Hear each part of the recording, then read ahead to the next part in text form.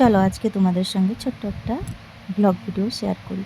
তো দেখো উঠেছি 6:30 নাগাদ, উঠে আশিপাশি সব আমার কমপ্লিট হয়ে গেছে। এবার আমি আজকে একসঙ্গে স্নান করেই রান্নাঘরে চলে এসেছি সিধা।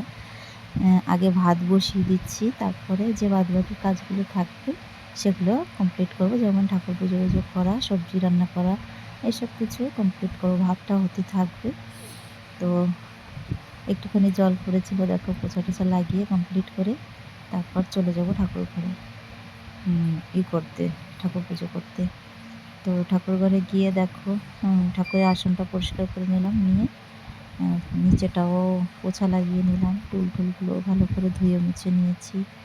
যেহেতু বাসি থাকে, আমাদেরও তো বাসি সব কিছু আমরা এরকম ঝেড়ে ঝেড়ে পরিষ্কার করে নিয়ে তারপরে থাকি। তেমন ঠাকুরেরও তো অমনি হয় না, সব কিছু বাসি হয়ে থাকে। সেগুলো জল ছেটে টেটে দিয়ে ঠিয়ে ভালো করে পরিষ্কার করে তারপর পুজো দিতে হয়। যা আমি রোজ আমার মন মতো আমি করি, সেটাই তোমাদের সঙ্গে শেয়ার করছি।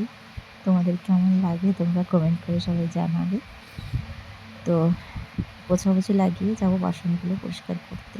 তো দেখো বাসন পরিষ্কার করে এনে আমার পুজো দেওয়া কমপ্লিট হয়ে গেছে। আজকে কিছু সবজি তুলেছিলাম, যেমন ডাঁটা শাক আর বেগুন, অনেকগুলোই বেগুন হয়েছে তুলেছি। তো আজকে ওই দুটোই রান্না হচ্ছে আর কি। শাক ভাজা হয়ে গেছে আর বেগুন আলু কুমড়োর বড়ি দিয়ে একটা তরকারি। বাস আজকে এতটুকু।